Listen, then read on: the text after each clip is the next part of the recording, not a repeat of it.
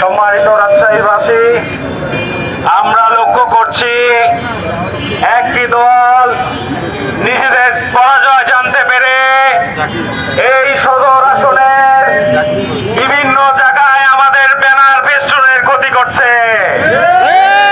প্রিয় ভাইরা, আমরা আপনাদের বলতে চাই, আমরা বুঝছি আপনারা ভয় পাচ্ছেন।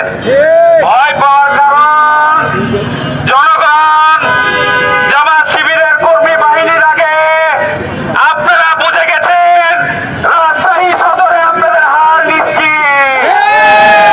সম্মানিত ভাইরা, আমরা একটা দলের প্রধানের মুখ থেকে শুনতে পাচ্ছি জামাত শিবিরের কারণে নাকি নরসিংদী ঢাকায় ভূমিকম্প হয়েছে।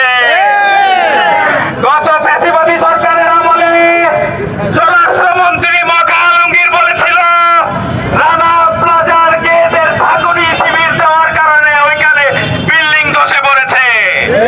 আমরা দুই দলের বক্তব্যের কোনো পার্থক্য দেখছি না, একই সুরে কথা বলছেন। দীর্ঘ 17 বছর লন্ডন থেকে যে বক্তৃতা দিয়েছেন, ল্যাপটপ কম্পিউটার স্ক্রিনের সামনে লেখা সাজিয়ে বক্তৃতা দিচ্ছিলেন, সেটাই ভালো ছিল। দেশে এসে বক্তব্য দেওয়ার কারণে দেশের জনগণ বুঝছে যে আপনারা লন্ডন থেকে কিছুই শিখতে পারেন নাই, জনগণকে কিছুই দিতে পারবেন না।